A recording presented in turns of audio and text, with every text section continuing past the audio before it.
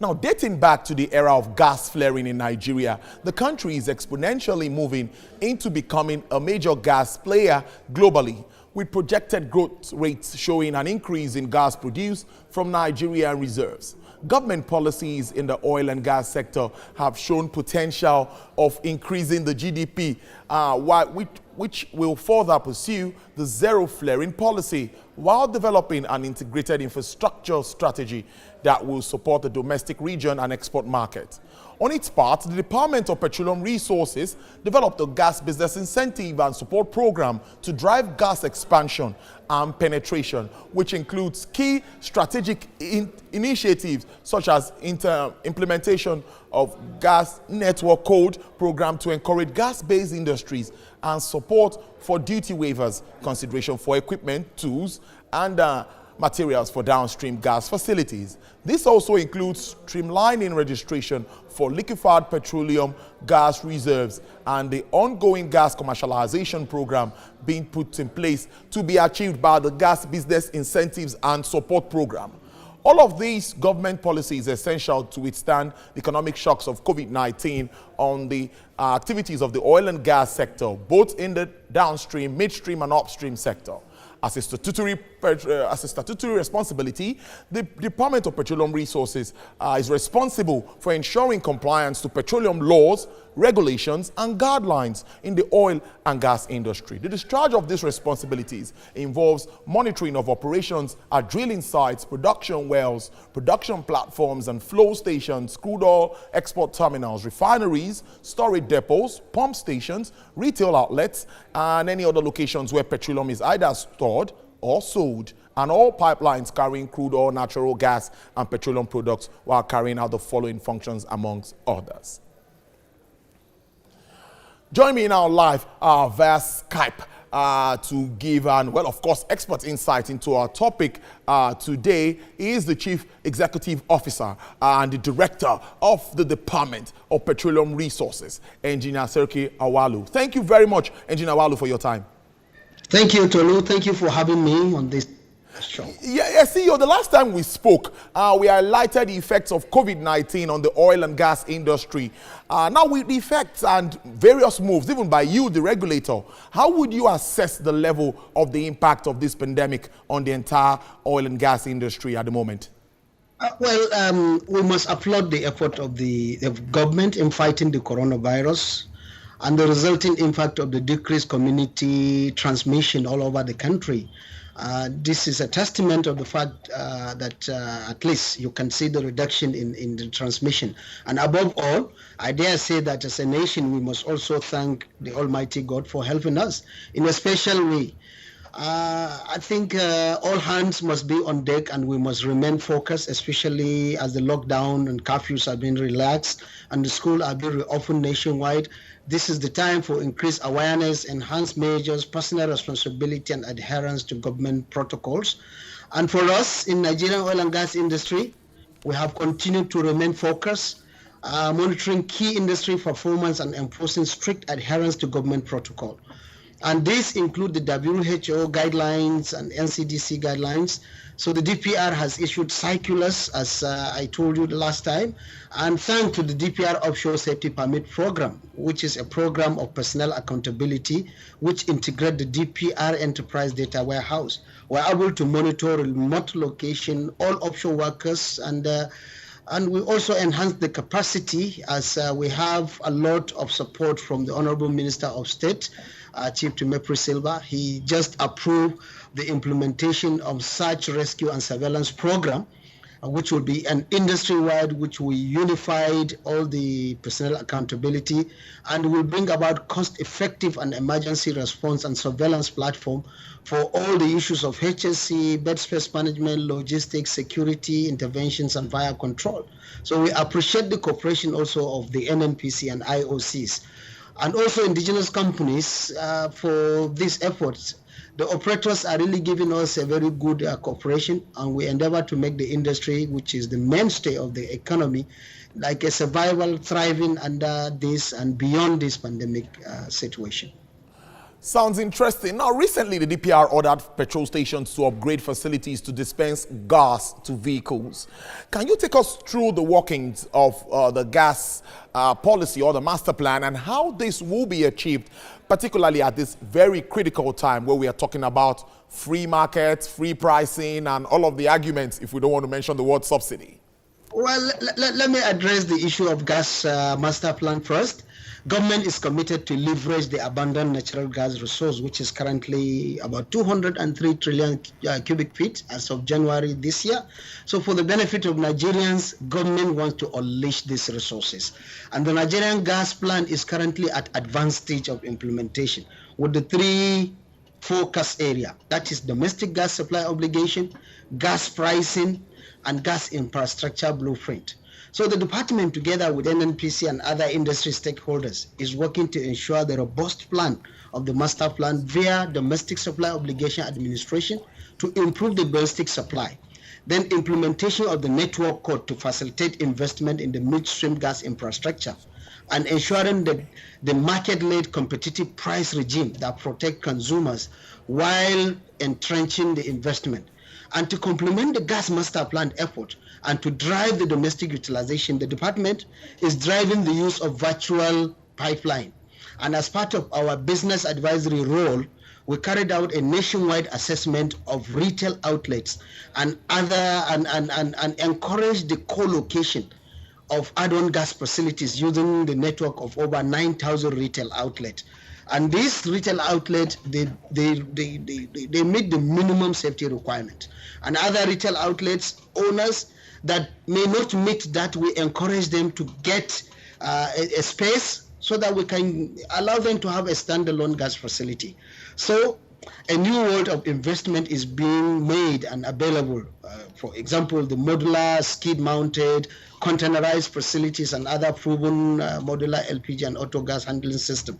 These are intrinsically safe systems that will promote quick gas penetration, and they are affordable, accessible, and available.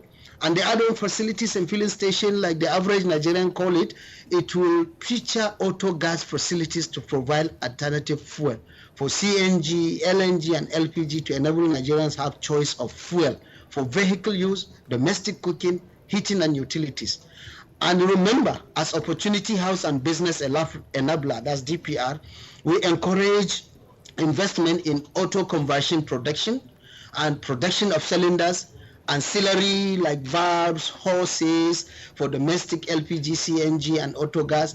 And we are confident that the retail outlet operators and other investors will leverage on these opportunities in the domestic gas sector and grow their wealth. Talking about growing their wealth, we're talking about attracting more investment. Now, all of this is for us to shift away from maybe PMS and all of that, particularly at this time where we are talking about differentials, pricing, and subsidy, like some people would like to use the word. Thank you, Tolu. This, focusing on gas is kind of following ministerial directives to ensure that people have freedom of price. You can say that the declaration of this gas revolution was made earlier this year by message of Mr. President and Commander-in-Chief to Nigerians, and this followed by a series of strategic initiatives by the Minister of State declaring the year of gas. Hence, we are working assiduously to deepen the gas utilization and penetration. This reticulation of estates, virtual pipelines, and all this gas to people is just to actualize the mandate of Mr. President. And DPR has put in place a gas business incentive and support program, which you mentioned, and the program specifically is to create opportunities for investors to grow their wealth and to establish downstream gas facilities. We have simplified all the relevant guidelines and streamlined approval process to enable fast-track approval, relax all the processing fees, stimulate the investment, and we are relaxing even the domestic LPG mix from to make it 40-60. And this 40-60, it enables more gas, which aligns with SON specification of vapor pressure to ensure security of supply. And the rollout of additional gas to people initiative will be coming up in the coming days to enjoin Nigerians to join the drive in converting their cars to dual fuel system and enjoy opportunity of alternative fuel, which will give them price freedom. So I think we're now taking advantage of our gas reserves other than before now when we used to flare. Now, let's talk about something else now, CEO. Now, the House of Representatives Committee on Upstream visited you a few weeks ago, I think last week or around that. And just a few days ago, depot owners also visited you. Can we talk about the high points of these gatherings and what Nigerians should expect from your, discussions and collaborations with all of these bodies? In fact, Tolu, the DPR has received a scores of high-profile visitors and critical stakeholders within the past few weeks. This is in line with our stakeholder management strategy and to keep all informed about the activities of the pivotal role DPR plays in the nation economy. We have opened doors and we have listening ears to continue to improve our work process, methods, and we are there to support and grow the industry and grow the national economy. Since we are not just regulators, but also we are an opportunity house and business enablers. Specifically, the visit of the National Assembly is always historic and rewarding. Being the critical stakeholders, and I think they represent Nigerian people, which we serve. This visit of the House Committee on Upstream is to show DPR activities, our performance, and the honorable members and the oversight. It helps us to continue increase our performance. And the National Assembly were delighted to receive the news of our revenue performance specifically. And the full remittance to the designated federation account, since we don't operate account. Our account is federation account and we remit the money there. And the visit of the Depot and Petroleum Marketers Association, that is DAPMAN, were also remarkable. We love the interaction with our licensee, lessee, and duty holders who are investors in the industry. So we value our partners and we want to give them this courage that we provide very simple rules for the investment so that the game is played on a level ground. And DPR assured all investors and our readiness to really apply rules to safeguard their investment, guarantee safety, ensure value, and let consumers know that this is DPR that create value for Nigerians and its all stakeholders. In fact, the visit of DAPMAN will unveil our focus, cardinal focus on downstream operation, which is QQIS. Quality, quantity, integrity, and safety. Safety, where you landed now, the CEO, safety, that brings me back to gas. I was thinking about it. As good as it is, safety is very important when it comes to the use of LPG and CNG like you identified. What is on ground to make sure that we are safe as Nigerians when we start to use this and adopt, key into it totally? Yeah, so the safety actually, if you recall, in March this year, we launched a program, we call it MISDO, Minimum Industry Downstream Safety Training. What it is there is to give a minimum safety training in simple major Nigerian languages, that when people are handling petroleum product, gas, PMS, they survive, because one life of Nigerian is better than the entire investment. So that is why the QQIS program, we start with safety. We launched MISDO and people are registering. What is this MISDO? Getting people to have training to survive, how to handle the product, how to handle the facility, their interaction with the facility, so that as we push gas to people, first they know how to survive when handling it, and they know how to thrive to really make it an opportunity for this God-given blessing for this wonderful country and wonderful nation. So that is why we emphasize on that safety. We started with it, that is MISDO. We are now going on to quantity, in which we are using technology to get quantity at every point. Then the quality, we will track it and track every petroleum product, whether it is fuel, whether it is gas, to know that consumers are taking good quantity, good quality at an appropriate price. Now, CEO, despite all of these challenges, we've seen what's happening, lower price, COVID-19, demands dropping. What more should we expect? And particularly, you also alluded to the fact that you're a revenue generating agency, and you've been commended even by the House of Reps what you've been able to do. So what more should we expect going forward, despite all of the odds? What are you putting in place for Nigerians to be able to? You see, Tony, listen, we see more opportunities than challenges. Actually, the challenges facing the economy, we see it as opportunity. We are mindful of the pressure of triple force on the oil and gas industry. The triple force is reduced price, as you say, COVID-19 and OPEC cut. This triple force, we see it as an opportunity. And the Nigerian economy, we have to really look at this triple force, provide this. So, with this strategy that we roll out, the industry really survives, both upstream and downstream.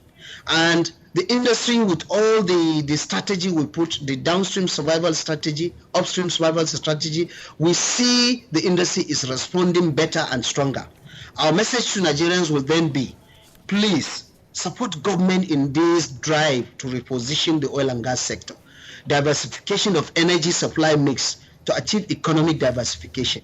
With the concerted effort by all, Mr. President and Commander-in-Chief have assurance to lift Nigerians, at least 100 million Nigerians, out of poverty to achieve economic sustainability.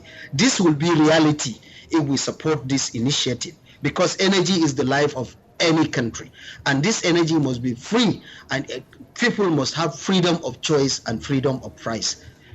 So finally, before I let you go, see you in 60 seconds. You were always talking about being an enabler, and your licenses create wealth. Round up on that note.